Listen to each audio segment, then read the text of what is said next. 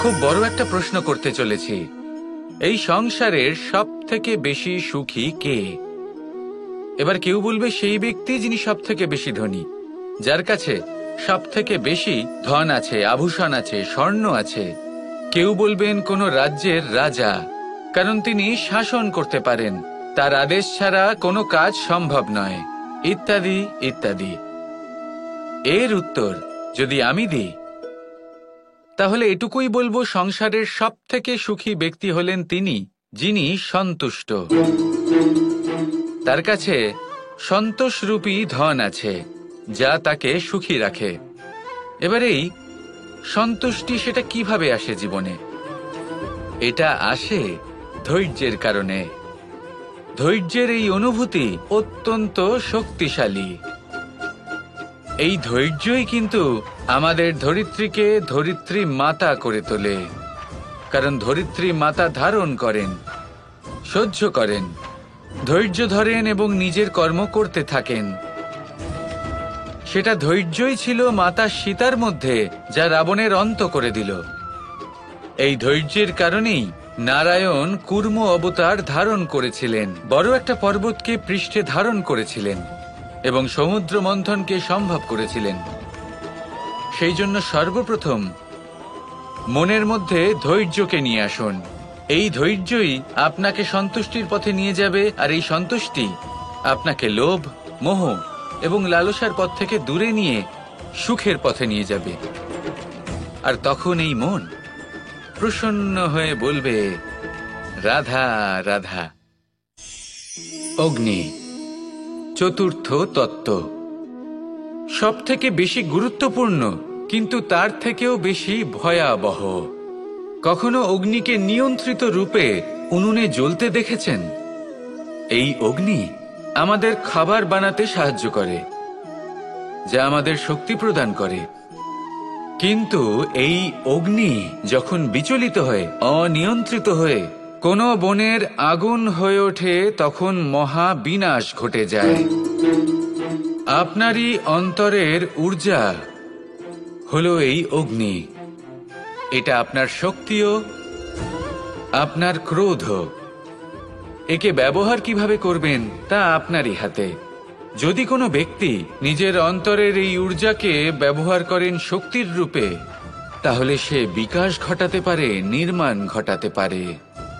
কিন্তু যদি কোনো ব্যক্তি তার অন্তরের ঊর্জাকে বিধ্বংসী অস্ত্র বানিয়ে ফেলেন, তাহলে নিশ্চিত রূপে মহা বিনাশ ঘটতে পারে, যাতে বিনাশ তারও অবশ্যই হবে। অনেক বছর পূর্বে এমনই এক আগুনের দ্বারা এই সুন্দর পৃথিবীর নির্মাণ হয়েছিল, আর অনেক বছর পূর্বে এমন এক আগুনেই সমস্ত জীব এবং সংসার বিলুপ্ত হয়ে গেছিল। এবার আপনি আপনার অন্তরের ঊর্জা দ্বারা বিনাশ ঘটাতে চান নাকি নির্মাণ ঘটাতে চান, সেই সিদ্ধান্ত আপনারই। আসুন আমার সাথে ভালোবেসে বলুন, রাধা রাধা। असतो मा सद्गमय, तमसो मा ज्योतिर्गमय, মৃত্যুর্মা মৃতঙ্গময়। জ্ঞান সেটাই যা অসত্য থেকে সত্যের পথে চালিত করে। প্রকাশ সেটাই যা অন্ধকার থেকে আলোর পথে নিয়ে আসে। জীবন সেটাই যা মৃত্যু থেকে অমরত্বের পথে নিয়ে যায়। এবার এই তিনটে, জ্ঞান, জীবন এবং প্রকাশ, একই রকম। শূন্য থেকে এর উৎপত্তি হয় এবং আস্তে আস্তে আপনার জীবনে বিস্তার লাভ করে। এবার আমরা এটাই ভাবি যে কেমন করে এই তিনটিকে আগলে রাখা যায়। এর উত্তর হলো, এদের আগলে রাখার প্রয়োজনই নেই, ভাগ করে দিতে হবে। কোনো বৃক্ষকেই দেখে নিন, একটি বৃক্ষ অনেক বছর ধরে বেঁচে থাকে। কেন? কারণ সে ভাগ করে দিতে জানে। সে নিজের বীজ ছড়িয়ে দেয়, এই ধরিত্রীতে দেয়, সেই বীজ যা অঙ্কুরিত হয়ে এক নতুন বৃক্ষকে জন্ম দেয়। শুধু ছড়িয়ে দিয়ে একটি বৃক্ষ জীবন দান করতে পারে। যদি কোনো ব্যক্তি জ্ঞান ছড়াতে শিখে যান, যদি প্রকাশ, আলোর কিরণ ছড়িয়ে দিতে শিখে যায়, কোনো ব্যক্তি তার জীবনের সুখ ছড়িয়ে দিতে শিখে যান, তাহলে তিনি মৃত্যুর পরও মৃত হন না। এই ভাগ করে দেওয়ার সুখটাই কিছুটা আলাদা। এই সুখ অনুভব করুন আর আমার সাথে ভালোবেসে বলুন, রাধা রাধা। এই সংসারে এমন কখনোই হবে না যে আপনি কিছু একটা করলেন কিন্তু তার মূল্য আপনাকে দিতেই হলো না। যে কোনো কাজের জন্য, যে কোনো কর্মের জন্য আপনাকে মূল্য দিতেই হবে। প্রকৃতিও আমাদের এটাই শেখায়। আকাশে দেখুন সূর্যকে, প্রত্যেকদিন আমাদের প্রকাশ প্রদান করেন। এনাকে সূর্যনারায়ণ বলা হয়। ইনি কি মূল্য প্রদান করেন? নিজে জ্বলতে থাকেন। ধরিত্রী মাতা, এই ভূমি, ইনি কি মূল্য প্রদান করেন? প্রহার সহ্য করেন। আমরা এই ধরিত্রীতে প্রহার করে মাটি খুঁড়ে তাতে বীজ বপন করি, তবেই আমরা অন্ন লাভ করি, তবেই ফসল পাই। জীবনে যদি আপনাকে সফল হতে হয়, সম্মান পেতে হয়, যশ পেতে হয়, তাহলে আপনাকে মূল্য দিতেই হবে। যদি আপনি সাফল্য লাভ করতে চান তাহলে দিন রাত আপনাকে ত্যাগ করতে হবে, যেখানে সমগ্র সংসার সন্তোষ অনুভব করছে আর আপনাকে করতে হচ্ছে পরিশ্রম। যদি আপনি সম্মান প্রাপ্ত করতে চান তাহলে আপনাকে সেই সুখ ত্যাগ করতে হবে যা সবার কাছে রয়েছে। যদি আপনি যশ লাভ করতে চান তাহলে নিজের অন্তরকে মেরে ফেলা আপনাকে শিখতে হবে, তবেই আপনি যশ লাভ করবেন। জীবনে শুধুমাত্র ধন মূল্যবান নয়, কিন্তু এই যে মূল্যের কথা আমি বলছি সেটা যদি আপনি দিতে পারেন তাহলে নিশ্চিত রূপে এটা আপনাকে আরো মূল্যবান করে তুলবে, নিশ্চিত রূপে গড়ে তুলবে। তাহলে এটাই করুন আর আমার সাথে ভালোবেসে বলুন, রাধা রাধা। জীবনে যখন কোনো ব্যক্তি নিজের লক্ষ্য প্রাপ্তির জন্য নিরন্তর পরিশ্রম করতে থাকেন, চেষ্টা করতে থাকেন, তখন তিনি কষ্ট অনুভব করেন। কখনো শারীরিক কষ্ট, কখনো মানসিক কষ্ট। এবার উনি এটা ভাবতে থাকেন যে আমি কি উচিত করছি নাকি অনুচিত করছি। কারণ অন্যদিকে এমন একজন ব্যক্তিও আছেন যিনি একদমই পরিশ্রম চেষ্টা করছেন না। তিনি মদিরা পান করেন, বিলাসিতায় জীবন কাটান, অলস প্রকৃতির হয়ে ওঠেন, নিদ্রাতে বিলীন হয়ে থাকেন আর ভাবেন যে তিনি সুখ লাভ করছেন। কিন্তু এরকম কেন হয়? কারণ যখন আমরা সৎ পথে থাকি, উচিত পথে চলি, লক্ষ্য প্রাপ্ত করার জন্য চেষ্টা করতে থাকি, তখন আমাদের ভেতরে থাকা নেতিবাচক শক্তি এবং পাপ এই দেহকে ত্যাগ করে দেয়।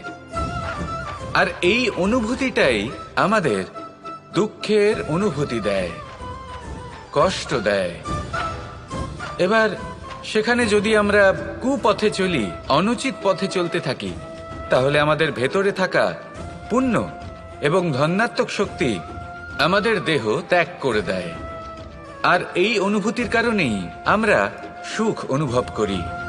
কিন্তু কখনো ভাববেন যে এই সুখ বেশি সময় পর্যন্ত থাকে না। সেই জন্য সবসময় মনে রাখবেন, যদি আপনি জানেন যে এটাই আপনার লক্ষ্য, এটাই উচিত পথ, শুভ পথ, তাতে নিরন্তরভাবে এগিয়ে যেতে চেষ্টা করতে থাকুন। এই কষ্ট আপনাকে সুখের পরাকাষ্ঠায় কখন পৌঁছে দেবে তা আপনি জানতেই পারবেন না। আসুন আমার সাথে ভালোবেসে বলুন, রাধা রাধা। কোনো বাড়িতে, কোনো পরিবারে যখন কারোর জন্ম হয় তখন তা কত সুখের মুহূর্ত হয়। সেই ছোট্ট সন্তান যখন কিছুটা বড় হয়, সে হাঁটার চেষ্টা করে। আর সেই প্রক্রিয়াতেও খুব বড় একটা শিক্ষা লুকিয়ে রয়েছে, ঠেলে দেওয়া। যখন আপনি হাঁটতে চান, সামনে এগোতে চান, তখন আপনি কি করেন? নিজের পায়ের তলার যে মাটি তাকে আপনি পেছনে ঠেলে দেন। ব্যাস, এই একই জিনিস তো জীবনেও শিখতে হবে। এবার যদি আপনি জ্ঞানের পথে অগ্রসর হতে চান তাহলে অজ্ঞানতাকে পেছনে সরিয়ে দিতে হবে। যদি আপনি প্রকাশের দিকে এগোতে চান তাহলে অন্ধকারকে পেছনে সরিয়ে দিতে হবে। যদি আপনি ভবিষ্যতে সফল হতে চান তাহলে অতীতের যে অসফলতাগুলিকে পেছনে সরিয়ে দিতে হবে। যে জল বইতে বইতে থেমে যায় তাকে আমরা নালা বলে থাকি, তার থেকে দুর্গন্ধ বের হয়। কিন্তু যে জল বইতেই থাকে তাকেই আমরা পবিত্র জল বলি। তাহলে আপনিও কর্ম করতে থাকুন, কখনো থামবেন না। আর আমার সাথে ভালোবেসে বলুন, রাধা রাধা। যোগাসন। যোগাসনে আসন অত্যন্ত গুরুত্বপূর্ণ। এবার আমি বলবো সবথেকে শ্রেষ্ঠ আসন কোনটি। আশ্বাস। নিজেকে আশ্বস্ত করতে থাকুন যে আমি আছি, সব ঠিক হবে, যা হচ্ছে ভালোর জন্য হচ্ছে। এই আশ্বাস আপনাকে জীবনে এমন ধনাত্মক বিশ্বাস দেবে যে আপনি বড় বড় সমস্যার সমাধান করতে পারবেন। এবার যদি কথা বলি সবথেকে কঠিন সময়ের, তাহলে সেটা হলো বিচ্ছেদের। যা মা সীতাকে সহ্য করতে হয়েছে শ্রীরামের জন্য, রাধা কৃষ্ণকেও সহ্য করতে হয়েছে। যে ব্যক্তি বিচ্ছেদের সময় সঠিক পথে চলে এসেছে, সে জীবনে অনেক শ্রেষ্ঠ স্থানে অবশ্যই পৌঁছতে পারবে। এবার যদি কথা বলি সবথেকে জরুরি এবং গুরুত্বপূর্ণ সময়ের, তাহলে সেটা হলো সংযোগ। সকলকে সাহায্য করতে থাকুন। আপনি অন্যদের সাহায্য করে তাদের যত আনন্দ দিতে পারবেন, ততটাই আনন্দ আপনারও জীবনে অবশ্যই আসবে। আসুন আর আমার সাথে ভালোবেসে বলুন, রাধা রাধা। এই সংসারের সবথেকে বড় যুদ্ধ কোনটা? দেব-অসুরের যুদ্ধ, যা অনেক বছর ধরে চলেছিল, নাকি রাম রাবণের যুদ্ধ, নাকি মহাভারত? না, সংসারের সবথেকে বড় যুদ্ধ হলো সেইটা যা নিজের সাথে লড়া হয়, নিজের মনের সাথে লড়া হয়, নিজের অন্তরের সাথে লড়া হয়। এটাই সবথেকে বড় যুদ্ধ। এবার নিজেই দেখুন আপনার সবথেকে বড় শত্রুকে। আপনার স্বার্থ, আপনার কামনাগুলি, আপনার অহংকারগুলি, যা আপনাকেই নষ্ট করে দেয়। যদি এদের ওপর আপনি বিজয় লাভ করতে পারেন, তাহলে ধরে নিন এই সংসারে সবার উপরে আপনি বিজয় লাভ করতে পারবেন। এই সংসারে কেউ আপনাকে পরাজিত করতে পারবে না। কিন্তু তার জন্য প্রয়োজন অনুভূতির। অনুভূতি ভালোবাসার, অনুভূতি অনুপ্রেরণার। যে ব্যক্তি ভালোবাসতে পারেন এবং প্রেরণা দিতে পারেন, তিনি চিরকাল জয়লাভ করতে পারেন। নিজের কাছে ভালোবাসার এক অস্ত্র রাখুন আর প্রেরণার এক ঢাল। জীবনে কেউ আপনাকে পরাজিত করতে পারবে না। আসুন আর আমার সাথে ভালোবেসে বলুন, রাধা রাধা। মানুষ চিরকাল বড় মানুষ হয়ে উঠতে চায়, সবসময় সেই নিয়ে কল্পনা করে। কিন্তু প্রশ্ন হলো এটাই যে মানুষ বড় কখন হতে পারে? যখন সে ধনী হয়ে ওঠে, নাকি যখন তার কাছে সম্মান থাকে, নাকি যখন রূপবান হয় বা অধিক শক্তিশালী হয়? মানুষ বড় মানুষ তখনই হতে পারে যখন বিপদের সময় সে অন্য কোনো মানুষের পাশে এসে দাঁড়ায়। তাই সর্বপ্রথম এটা শিখুন। হয়তো এই জন্যই হনুমান শ্রীরামের কাছে এতটা বড়, আর হয়তো এই জন্যই বলরাম দাদা আমার কাছে এত বড়। যদি আপনিও জীবনে বড় হয়ে উঠতে চান, তাহলে কারোর সাথে তার দুঃখের সময়, তার সংকটের সময় তাকে সঙ্গ দিন আর পাশে এসে দাঁড়ান। এই মন প্রসন্ন হয়ে বলবে, রাধা রাধা। জীবনে সবথেকে বেশি গুরুত্বপূর্ণ বস্তু কি? বাড়ি, বাহন, সোনা, ধন। যদি আমি সত্যি বলি, তাহলে জীবনে সবথেকে বেশি গুরুত্বপূর্ণ বস্তু কোনো বস্তুই নয়। যদি কিছু গুরুত্বপূর্ণ থাকে, তাহলে তা হলো অনুভূতি, করুণা, মিত্রতা, মাতৃত্ব, বাৎসল্য, আর সবথেকে বেশি গুরুত্বপূর্ণ ভালোবাসা।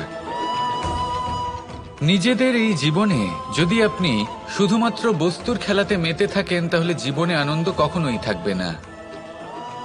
নিজের এই জীবনকে অনুভূতির পীঠস্থান বানিয়ে তুলুন। এই মন প্রসন্ন হয়ে বলবে, রাধা রাধা। কখনো কোনো চাতক পাখিকে দেখেছেন? কথায় আছে যে বছরে মাত্র একবার সে তার তৃষ্ণা মিটিয়ে থাকে, আর তাও আকাশে ভেসে থাকা মেঘের দ্বারা ঘটানো বৃষ্টির জলের ফোঁটা থেকে। আর কোথাও থেকে সে তার তৃষ্ণা পূরণ করে না। সারা বছর সে নিদারুণ গরম সহ্য করে, তীব্র শীতও সহ্য করে, শুধু এই আশা নিয়ে যে বছরে একবার অন্তত সেই মেঘের ঘন ঘটা হবে, বৃষ্টি হবে, আর সে তার তৃষ্ণা নিবারণ করবে। এটা আসলে কি? এটা আসলে বিশ্বাস। সেই বিশ্বাস যে বছরে একবার সেই মেঘ আসবে তৃষ্ণা নিবারণ করতে। যেমন দেখুন, একটা সূর্যমুখী ফুল সারা রাত অন্ধকারের সাথে যুদ্ধ করে, কারণ তার বিশ্বাস যে ভোরবেলায় সূর্য তাকে অবশ্যই দর্শন দেবেন। সেটাও বিশ্বাস ছিল যার উপর ভরসা করে মনু একটা নৌকা নিয়ে বেরিয়ে পড়েছিলেন এবং সমস্ত সৃষ্টিকে প্রলয়ের হাত থেকে বাঁচিয়েছিলেন। সেটাও ছিল ভালোবাসার প্রতি বিশ্বাস, যার উপর ভরসা করে বানর এবং ভাল্লুক সেনা নিয়ে শ্রীরাম আক্রমণ করেছিলেন সমস্ত বরদানপ্রাপ্ত অসুরগণ এবং রাক্ষসগণের লঙ্কায় এবং জয় লাভ করেছিলেন। এই বিশ্বাসই হল এই বিশ্বের আশা। বিশ্বাস রাখুন যে আপনি হলেন সর্বশ্রেষ্ঠ এবং শুধুই নিজের কর্ম করতে থাকুন। এই বিশ্বাসের আশাই আপনাকে প্রতি মুহূর্তে বল প্রদান করবে। এ হলো আমার বিশ্বাস। আসুন আর আমার সাথে ভালোবেসে বলুন, রাধা রাধা। সংসারের বিভিন্ন ক্ষেত্রে আপনি অনেক কিছুই দেখতে পাবেন। যে কোনো খেলা, কোনো নাটক দেখতে পাবেন, কেউ কোনো খেলা খেলছে তা দেখতে পাবেন, আর দর্শকগণ এই দেখে অত্যন্ত আনন্দ লাভ করেন, হাততালি দিতে থাকেন, প্রশংসা করতে থাকেন, নিজের অন্তরের উৎসাহ প্রকাশ করতে থাকেন। কি দেখে করেন? সেই সমস্ত খেলোয়াড়দের দেখে করেন যারা এই খেলাটা খেলছে, তাই না? কিন্তু অনেক সময় সেই খেলোয়াড়রা সেই খেলার আনন্দ উপভোগ করতে পারেন না, কারণ ওনারা চাপা পড়ে যান তাদের কামনার চাপে। জয় লাভ করার কামনা, প্রথম স্থান লাভ করার ইচ্ছে, প্রতিযোগিতায় সব থেকে এগিয়ে থাকার ইচ্ছে তাদেরকে এই খেলা উপভোগ করতেই দেয় না। সেই জন্য কখনো কখনো এই খেলোয়াড়দের থেকে অনেক বেশি আনন্দ উপভোগ করেন দর্শকগণ, যেখানে এই খেলাটা কিন্তু খেলছেন খেলোয়াড়রাই। আমি এটা বলছি না যে এই ইচ্ছে, এই আকাঙ্ক্ষা অনুচিত না, কিন্তু তার সাথে সেই খেলা, সেই কর্মের আনন্দ উপভোগ করাও অত্যন্ত গুরুত্বপূর্ণ। তাই সেটা উপভোগ করুন। যে উৎসাহ আপনি উপভোগ করছেন তা যাপন করা অত্যন্ত গুরুত্বপূর্ণ। দেখুন, সত্যি বলতে এটা কিন্তু আপনার অধিকারও বটে। আপনি যে কর্ম করছেন তার ফল তো আপনি অবশ্যই পাবেন। সেটা যখন আপনি পাচ্ছেন তখন আপনার তা উপভোগ করা উচিত। সেটাই করুন। জীবনে সফলতা এবং অসফলতা এরা আসা যাওয়া করতে থাকে। যখন সাফল্য আসবে তখন তা উপভোগ করুন, যখন অসফলতা আসবে তখন তার থেকে শিক্ষা লাভ করুন। সাফল্য আপনার কাছে আবার ফিরে আসবে। আর এই মন, আপনি তো জানেন, এই মন প্রসন্ন হয়ে বলবে, রাধা রাধা।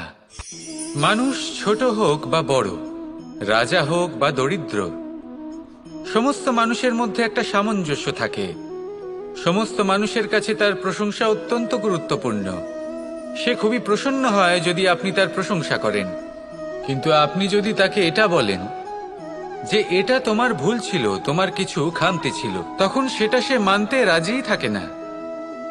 সব মানুষ এটা শুনতে পছন্দ করে যে সে যেটা করেছে সেটাই সর্বোত্তম। এবার আমি আপনাকে একটা কথা বলি, এ হলো নিন্দা, এ হলো প্রশংসা, আর এই হলো সত্য, যা সবার থেকে উচ্চস্থানীয়। সেই জন্য মানুষ আয়না দেখে। আয়না তাকে তার সৌন্দর্য দেখায় না, তাকে দেখায় যা সত্য, যাতে মানুষ আরো সুন্দর হওয়ার চেষ্টা করতে থাকে। তাই আয়না অত্যন্ত গুরুত্বপূর্ণ সত্যকে জানার জন্য। জীবনে নিন্দুকের মাহাত্ম্য প্রশংসকের মাহাত্ম্যের থেকে অনেক বেশি। কেন? কারণ তারা আপনাকে আপনার খামতি দেখায়, আপনার ভুলগুলো বুঝিয়ে দেয়, আপনাকে একটা সুযোগ দেয় নিজেকে শুধরে নিতে, নিজেকে আরো শ্রেষ্ঠ করে তুলতে, যা প্রশংসক করতে পারে না। তাই জীবনে যদি কখনো নিন্দা করা হয়, তাকে ভালোবেসে গ্রহণ করুন, ধন্যাত্মক রূপে গ্রহণ করুন। যদি নিজেকে কোনো শিক্ষা দেওয়া সম্ভব হয় তাহলে অবশ্যই দিন। দেখবেন মন প্রসন্ন হয়ে বলবে, রাধা রাধা। পুরুষার্থ। শাস্ত্রে 4 ধরনের পুরুষার্থের কথা বলা হয়েছে। প্রথম হলো ধর্ম। আপনি কি জানেন এই ধর্ম আসলে কি? আপনার কি মনে হয় ধর্ম আসলে কি? কোনো বিশেষ ঈশ্বরকে মানাই কি ধর্ম বলা হয়? নাকি কোনো বিশেষ রীতি পালন করাই হলো ধর্ম? নাকি কোনো বিশেষ সাহিত্যকে সর্বশ্রেষ্ঠ মনে করাই হলো ধর্ম? না, ধর্ম হলো সেটা যাকে ধারণ করা যেতে পারে। আর ধারণ শুধু সেটাই করা যায় যা পবিত্র। পবিত্র শুধু তাকেই বলা হয় যা নিঃস্বার্থ, যার মধ্যে শাসন করার কোনো ইচ্ছে নেই, যা সরলভাবেই প্রবাহমান, জল এবং বায়ুর মতো। যখন কোনো ব্যক্তি ধর্মকে ধারণ করেন এবং সেই ধর্ম সেই ব্যক্তিকে রক্ষা করে, তখন তাকে ধর্ম বলা হয়। ধর্ম যা রক্ষা করে অহংকার থেকে, খারাপ চিন্তার হাত থেকে। সেই জন্য পুরুষার্থ গড়ে তোলার আগে, ধর্ম পালন করার আগে, ধর্মের প্রকৃত অর্থ কি সেটা বুঝে নিন। এটা জেনে রাখুন যে সমস্ত ধর্মের আধার, সমস্ত ধর্মের ভিত শুধুমাত্র ভালোবাসা। আসুন আর এই ভালোবাসার সাথেই বলুন রাধা রাধা। মানুষ ছোট হোক বা বড়, রাজা হোক বা দরিদ্র, সমস্ত মানুষের মধ্যে একটা সামঞ্জস্য থাকে। সমস্ত মানুষের কাছে তার প্রশংসা অত্যন্ত গুরুত্বপূর্ণ। সে খুবই প্রসন্ন হয় যদি আপনি তার প্রশংসা করেন, কিন্তু আপনি যদি তাকে এটা বলেন যে এটা তোমার ভুল ছিল, তোমার কিছু খামতি ছিল, তখন সেটা সে মানতে রাজিই থাকে না। সব মানুষ এটা শুনতে পছন্দ করে যে সে যেটা করেছে সেটাই সর্বোত্তম। এবার আমি আপনাকে একটা কথা বলি, এই হলো নিন্দা, এই হলো প্রশংসা, আর এই হলো সত্য, যা সবার থেকে উচ্চস্থানীয়। সেই জন্য মানুষ আয়না দেখে।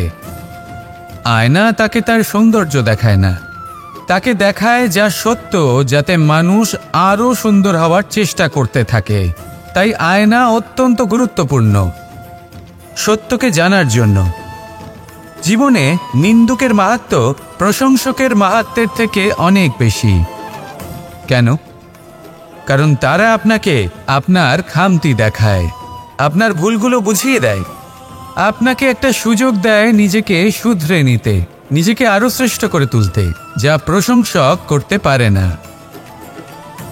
তাই জীবনে যদি কখনো নিন্দা করা হয়, তাকে ভালোবেসে গ্রহণ করুন, ধন্যাত্মক রূপে গ্রহণ করুন। যদি নিজেকে কোনো শিক্ষা দেওয়া সম্ভব হয় তাহলে অবশ্যই দিন। দেখবেন মন প্রসন্ন হয়ে বলবে রাধা রাধা। জীবনে কখনো সাফল্য আসে, আবার কখনো অসফলতা, কখনো আশা পাওয়া যায়, কখনো নিরাশা, কখনো জয় লাভ করি, আবার কখনো পরাজয়। এর পেছনের কারণটা জানা অত্যন্ত প্রয়োজনীয়। যদি আমি পরাজয়ের কথা বলি, যখনই আমরা পরাজয় লাভ করি আমরা ভাবতে থাকি যে এমন কেন হলো? আমাদের শত্রু কি বেশি শক্তিশালী ছিল, নাকি আমাদের নীতিতে কোনো খামতি ছিল?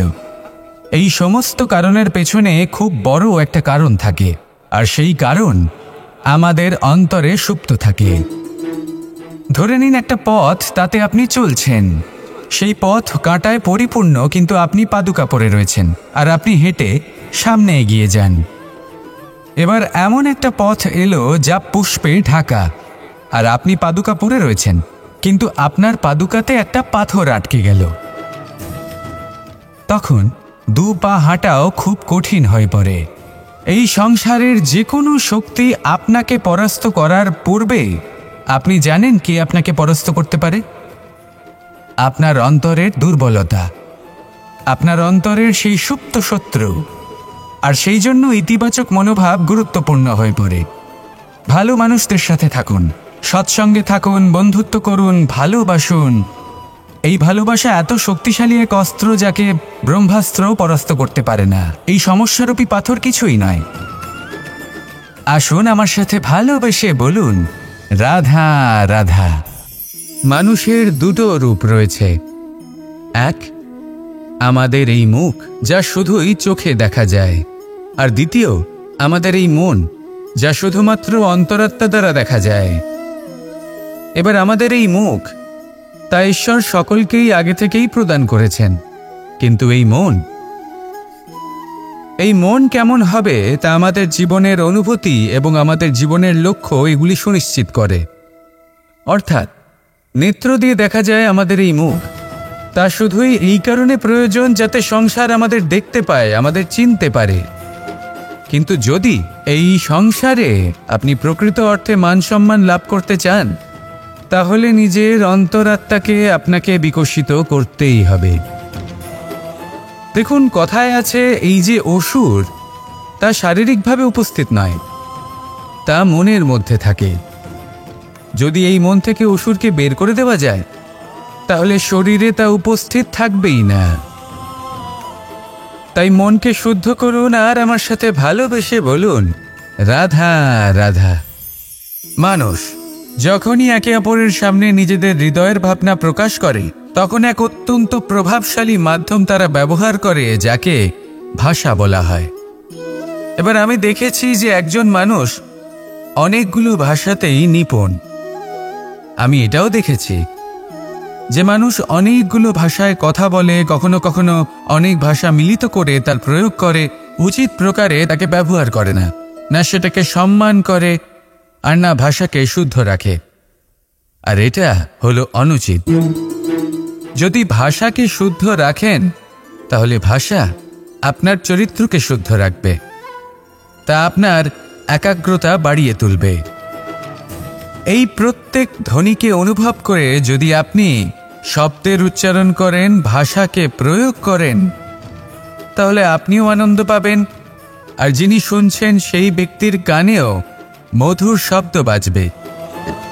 তাই মনে রাখবেন, যে ব্যক্তি ভাষার পবিত্রতাকে সম্মান করে, তাকে সংসারও সম্মান করে। ভাষাকে শুদ্ধ এবং পবিত্র রাখুন, তাহলে ভাষা আপনার চরিত্রকেও শুদ্ধ এবং পবিত্র রাখবে। আর এই মন সুপ্রসন্ন হয়ে বলবে, রাধা রাধা। এ হলো রামায়ণের সময়কালের কথা। সেতু নির্মাণ করার কাজ চলছিল। সমস্ত বানর সেনা এই কাজে নিযুক্ত হয়েছিলেন।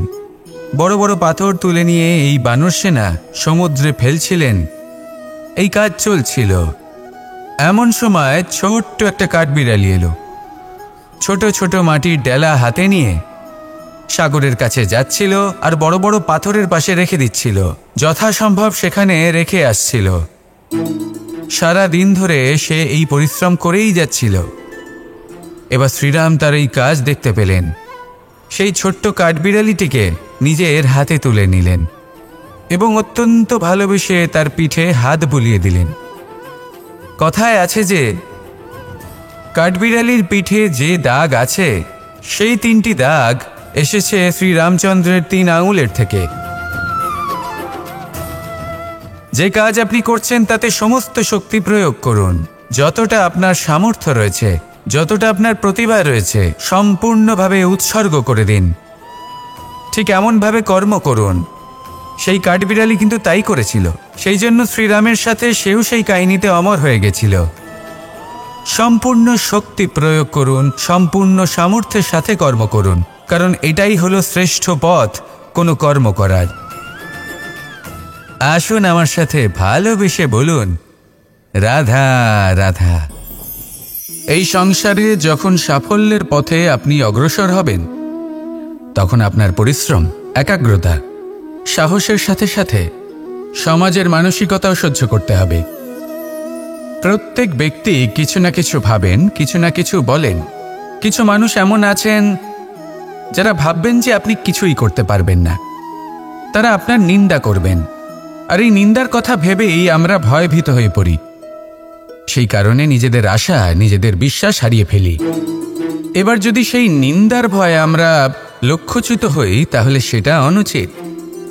সেই জন্য জীবনে শুধু পরিশ্রম করতে থাকুন, সামনে এগোতে থাকুন।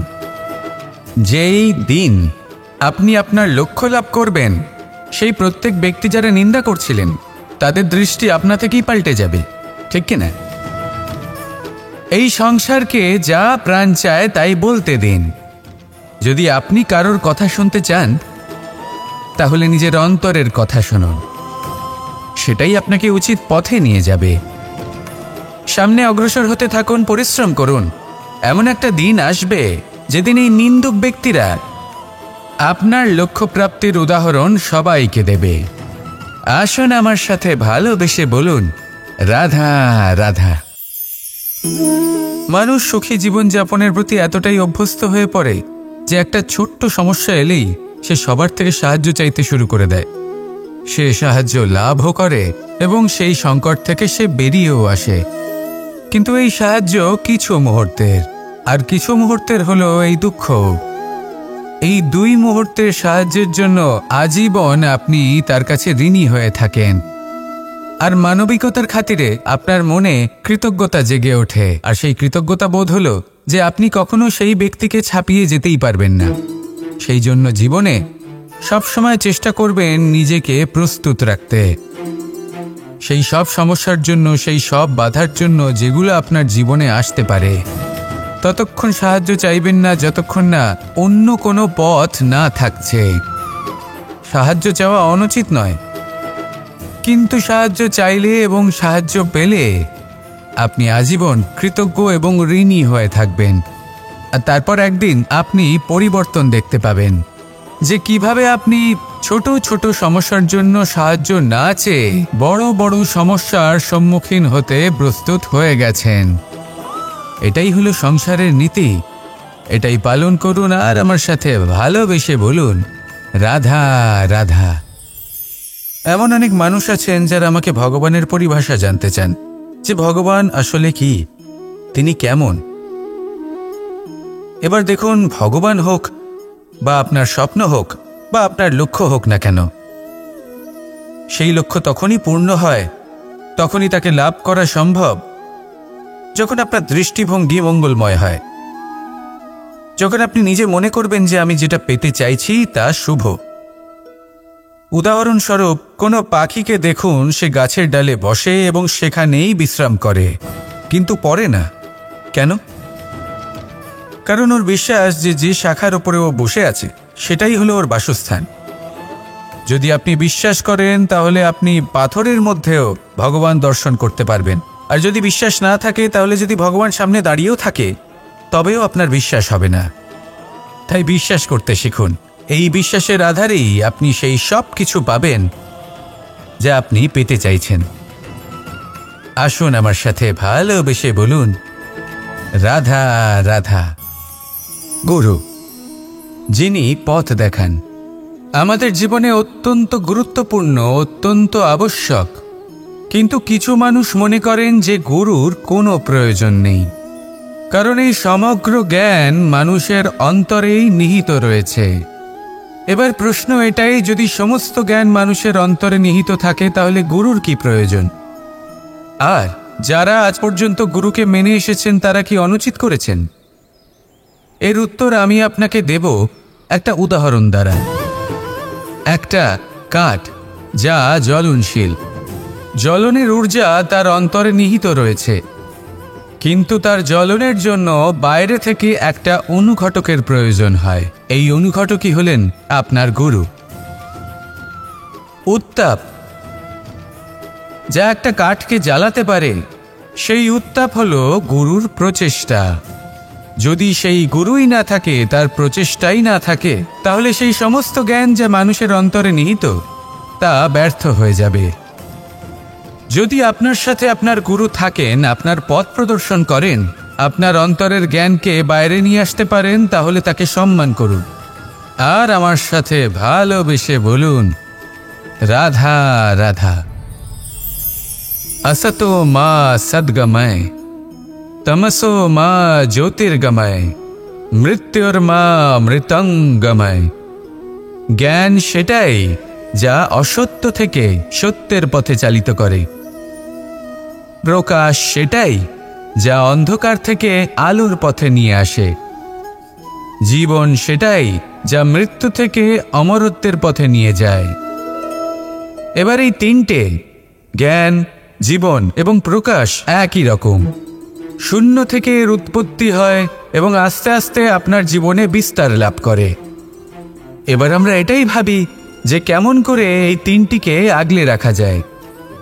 এর উত্তর হলো এদের আগলে রাখার প্রয়োজনই নেই, ভাগ করে দিতে হবে। কোনো বৃক্ষকেই দেখে নিন, একটি বৃক্ষ অনেক বছর ধরে বেঁচে থাকে। কেন? কারণ সে ভাগ করে দিতে জানে। সে নিজের বীজ ছড়িয়ে দেয়, এই ধরিত্রীতে দেয়, সেই বীজ যা অঙ্কুরিত হয়ে এক নতুন বৃক্ষকে জন্ম দেয়। শুধু ছড়িয়ে দিয়ে একটি বৃক্ষ জীবন দান করতে পারে। যদি কোনো ব্যক্তি জ্ঞান ছড়াতে শিখে যান, যদি প্রকাশ আলোর কিরণ ছড়িয়ে দিতে শিখে যায়, কোনো ব্যক্তি তার জীবনের সুখ ছড়িয়ে দিতে শিখে যান, তাহলে তিনি মৃত্যুর পরও মৃত হন না। এই ভাগ করে দেওয়ার সুখটাই কিছুটা আলাদা। এই সুখ অনুভব করুন আর আমার সাথে ভালোবেসে বলুন, রাধা রাধা। আপনি কখনো কোনো সরোবরের দিকে তাকান, যার জল হলো শান্ত, স্থির। আপনি স্পষ্ট দেখতে পাবেন সেই সরোবরের তলদেশে কি রয়েছে। তাতে সাঁতরে বেড়াচ্ছে সুন্দর মাছ, চকচকে কিছু পাথর, স্বর্ণরূপী বালি, সবই আপনি দেখতে পাবেন। কিন্তু যখনই আপনি একটা ছোট্ট পাথর তুলে সেই জলে ছুঁড়ে ফেলবেন, তখন সেই জল বিচলিত হবে আর সেই স্পষ্টতা ন্যূনতম হয়ে যাবে। তারপর কিছুই স্পষ্টভাবে দেখা যাবে না। এই ঘটনা মানুষের সাথেও ঘটে। মানুষ যদি বিচলিত হয়ে পড়ে, তখন সে বুঝতে পারে না যে বর্তমানে কি হয়ে চলেছে আর ভবিষ্যতে কি করা উচিত।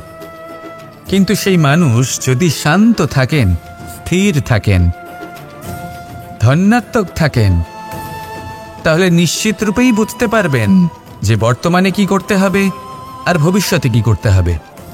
তাই নিজের মধ্যে সেই স্থিরতা আনুন, সেই ধৈর্য ধরুন, নিজেকে শান্ত রাখুন আর সবার মধ্যে ভালোবাসা ছড়িয়ে দিন। এই মন প্রসন্ন হয়ে বলবে, রাধা রাধা। সম্পর্ক এ হলো এক বন্ধন যা আমাদের এক সূত্রে বেঁধে রাখে। কিন্তু এমন কিছু ব্যক্তি থাকেন যারা এই সম্পর্কের বিষয়ে নিজস্ব একটা ধারণা করে ফেলেন যে সম্পর্ক এরকম হওয়া উচিত, সম্পর্ক সেরকম হওয়া উচিত।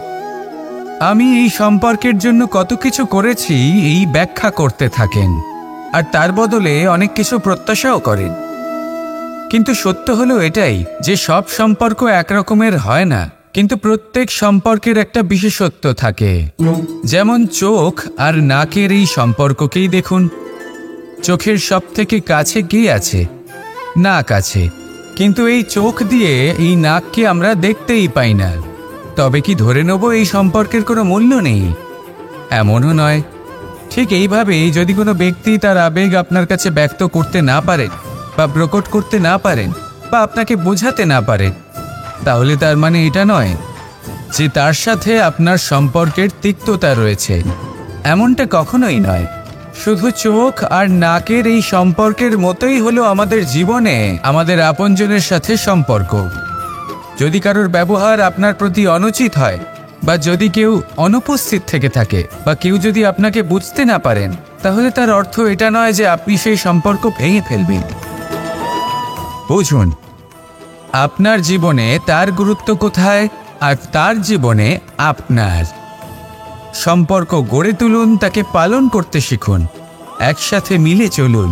এই মন সুপ্রসন্ন হয়ে বলবে, রাধা রাধা। এই সমগ্র সংসারের সবথেকে গুরুত্বপূর্ণ ব্যক্তি কে? স্বয়ং আপনি।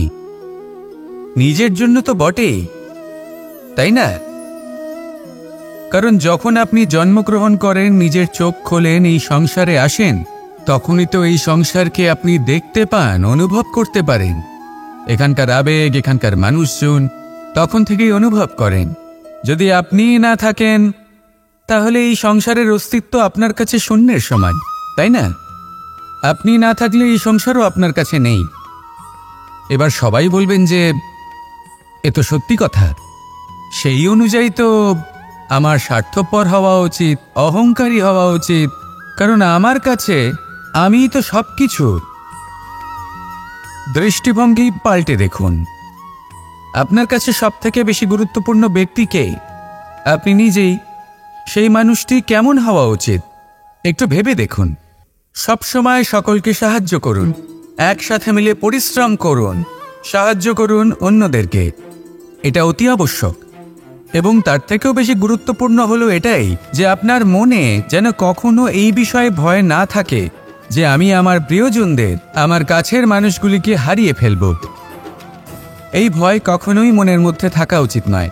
যদি ভয় থাকে তাহলে থাকুক এই বিষয়ে যে সকল মানুষ আমার জীবন থেকে, আমার থেকে দূরে চলে যাচ্ছেন, তাদের বাধা দিতে দিতে আমি যেন নিজেকেই না হারিয়ে ফেলি, নিজের অস্তিত্বকেই না হারিয়ে ফেলি, নিজের ব্যক্তিত্বকে, নিজের বিচারধারাকে, নিজের করুণার শক্তি না হারাই। তাহলে এই ভয় ত্যাগ করুন আর আমার সাথে ভালোবেসে বলুন, রাধা রাধা।